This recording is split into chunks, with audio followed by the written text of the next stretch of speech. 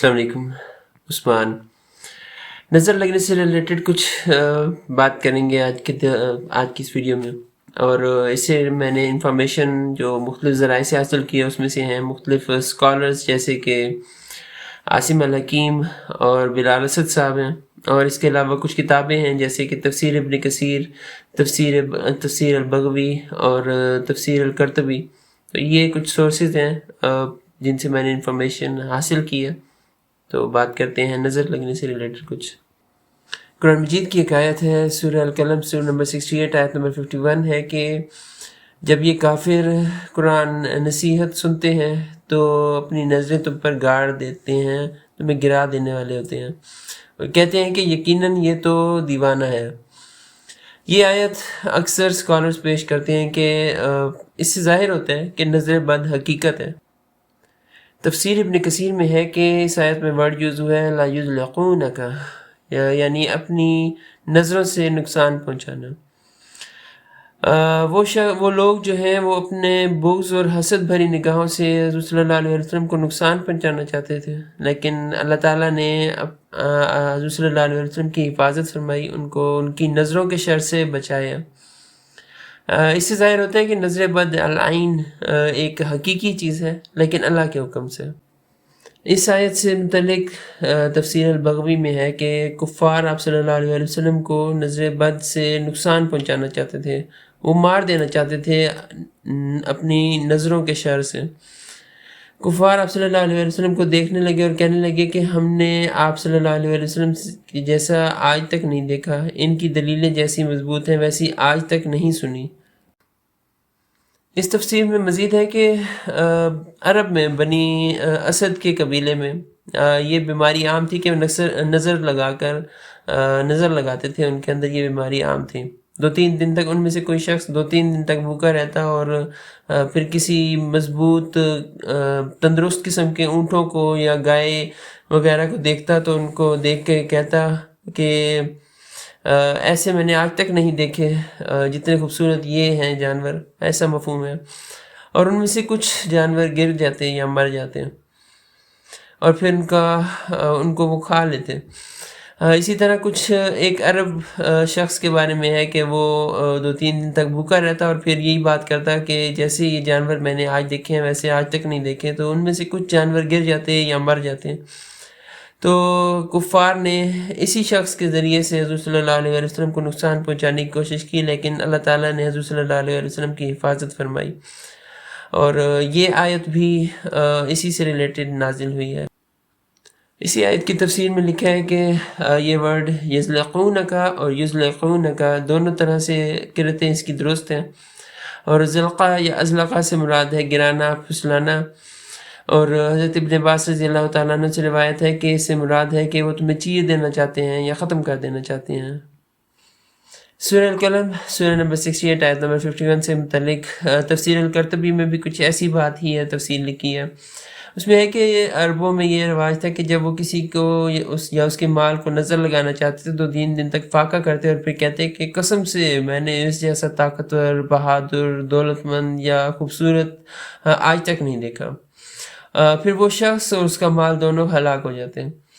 تو اللہ تعالیٰ نے اسی سے متعلق یہ آیت نازل فرمائی. قشیری کا حوالہ دیتے ہوئے لکھا ہے کہ نظر بد عام طور پر تعریف یا تعجب سے لگتی ہے، نفرت یا دشمنی سے نہیں. لیکن اس آیت کو دیکھ کے اندازہ ہوتا ہے کہ جب کوئی چیز ناپسند ہو تو عداوت کی شدت سے بھی نظر بد لگ سکتی ہے. ان تفاسیر سے اندازہ ہوتا ہے کہ نظر بد حقیقت ہے، اور اپنی زندگی کو، اپنی چیزوں کو خواہ خواہ کی شو آف سے ہمیں گریز کرنا چاہیے، کیونکہ نظر بد کے منفی اثرات کی وجہ بن سکتی ہیں.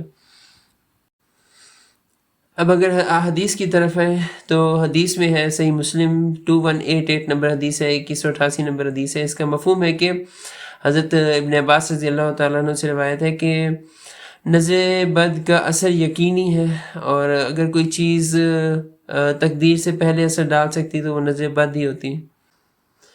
کیسے معلوم کیا جا سکتا ہے کہ نظر بد کے اثر میں ہے؟ تو اس میں ایک تو اگزامپل وہی اونٹوں والی ہے کہ کوئی کھڑے کھڑے گر جاتا ہے، بہت سخت طبیعت اس کی یکدم خراب ہو جاتی ہے، یہ ایک اثر ہو سکتا ہے، اس سے اندازہ ہو سکتا ہے۔ اور ایک چیز آپ لوگ اور نوٹ کر سکتے ہیں کہ کوئی شخص دین سیکھنے سکھانے کے معاملے میں بہت پرجوش ہوتا ہے اور یکدم اس کا یہ شوق ختم ہو جاتا ہے، تو ہو سکتا ہے وہ بھی کسی نظر کے اثر میں آیا ہوا ہو۔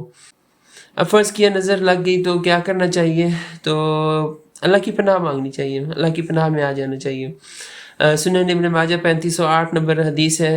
اس کا مفہوم ہے کہ حضرت عائشہ رضی اللہ تعالی عنہ نے سے روایت ہے، رسول اللہ صلی اللہ علیہ وسلم نے فرمایا کہ اللہ کی پناہ مانگو کہ نظر بد واقعی ہے۔ ہر طرح کے شرک سے بچنا چاہیے۔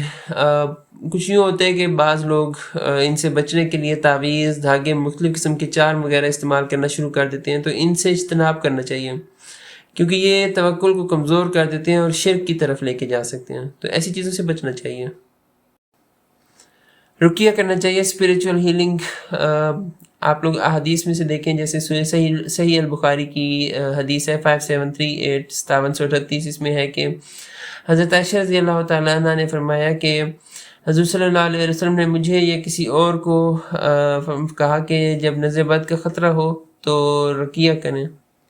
اسکالرس کو آپ لوگ سنیں تو آپ لوگ یہ بھی دیکھیں گے کہ آپ لوگ رقیہ کرنا شروع ہوں تو امید ہے اللہ کے حکم سے انشاءاللہ اللہ تعالیٰ نے چاہا تو 5 دن کے اندر اندر آپ لوگوں کو نمایاں تبدیلیاں نظر آ سکتی ہیں انشاءاللہ۔ المعوذتین پڑھا کریں۔ صحیح سنن نسائی کی حدیث ہے 5494 5494 نمبر حدیث ہے کہ حضور صلی اللہ علیہ وسلم جنات اور انسانوں کی نظر بد سے پناہ مانگا کرتے تھے، اللہ تعالیٰ کی پناہ مانگا کرتے تھے۔ جب المعوذتین سورہ الفلق اور سورہ الناس نازل ہوئی تو آپ صلی اللہ علیہ وسلم نے ان دونوں کو پڑھنا شروع کیا اور باقی ساری دعائیں چھوڑ دیں۔ اس حدیث سے ایک اور چیز اندازہ ہوتا ہے کہ نظر بد صرف انسانوں کی نہیں بلکہ جنات کی بھی لگ سکتی ہے، تو اس سے بھی اللہ تعالیٰ کی پناہ مانگنی چاہیے۔ صحیح بخاری کی حدیث ہے 5017 5017۔ اس کا مفہوم ہے کہ حضور صلی اللہ علیہ وسلم جب بستر پر جاتے تو اپنے ہاتھوں کو اکٹھا کرتے اور ان پر سورہ اخلاص، سورہ الفلق اور سورہ الناس پڑھ کر پھونک مارتے اور جسم پر پھیرتے، اپنے سر، چہرے اور سامنے والے حصے سے شروع کرتے، اور یہ عمل وہ 3 بار کرتے تھے۔ صحیح البخاری کی حدیث ہے 5749 5749 نمبر حدیث ہے۔ اس کا مفہوم ہے کہ کچھ صحابہ سفر میں تھے اور ایک قبیلے کے سردار کو سانپ نے کاٹ لیا۔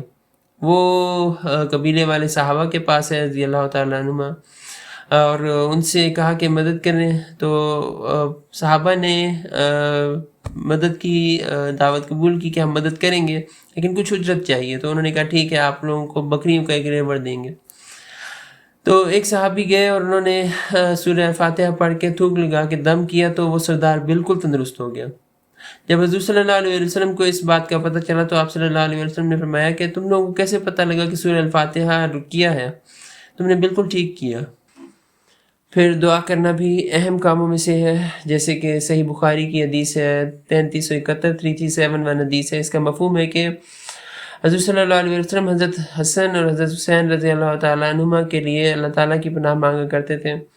وہ کہتے تھے کہ حضرت ابراہیم علیہ السلام اپنے بیٹوں کے لیے، حضرت اسماعیل علیہ السلام اور حضرت اسحاق علیہ السلام کے لیے یہ دعا مانگا کرتے تھے، اللہم انی اعوذکما بکلمات اللہ التامات من کل شیطان وہامۃ ومن کل عین لامۃ۔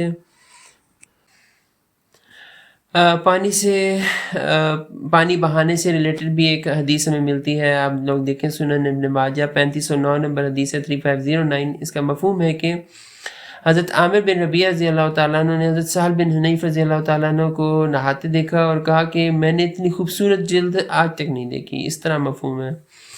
تو وہ حضرت سہل بن حنیف رضی اللہ تعالیٰ عنہ وہیں پر گر گئے اور ان کو جب حضور صلی اللہ علیہ وسلم کے پاس لایا گیا تو حضور صلی اللہ علیہ وسلم نے فرمایا کہ تم میں سے کوئی شخص ایسی باتیں کیوں کرتا ہے کہ جس سے اس کا بھائی مرنے کے قریب ہو جائے، تم لوگ برکت کی دعا کیا کرو۔ پھر حضور صلی اللہ علیہ وسلم نے حضرت عامر سے کہا کہ وضو کریں اور وہ پانی حضرت سہل رضی اللہ تعالیٰ عنہ کے اوپر ڈالنے کو کہا گیا، تو اس سے وہ ٹھیک ہو گیا۔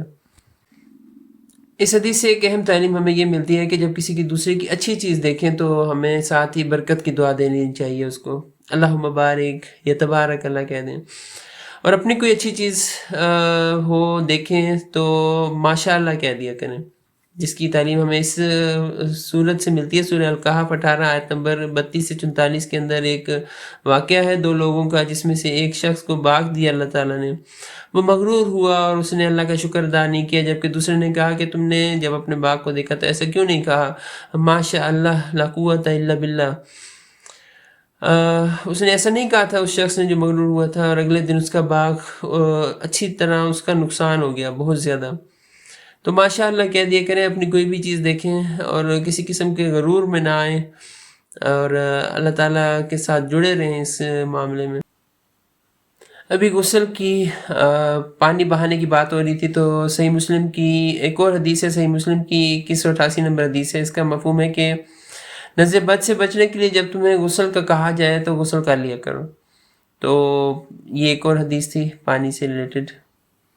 تو یہ تھی میری طرف سے کچھ انفارمیشن نظر بد سے لگنے سے متعلق، اس کی کچھ علامات جو اس سے ظاہر ہو رہی ہیں، اور اس سے ریلیٹڈ جو بھی انفارمیشن مجھے تھوڑے سے ٹائم میں اور تھوڑی ریسرچ کر کے جو مل سکی ہے. آپ لوگوں کے پاس کوئی انفارمیشن ہے، کوئی اچھی بات ہے تو وہ میرے ساتھ ضرور شیئر کریں. اس طرح سے علم آگے بڑھے گا اور ہم لوگوں کو ایک دوسرے کے تجربات سے فائدہ حاصل کرنے کا موقع ملے گا. جزاکم اللہ خیر.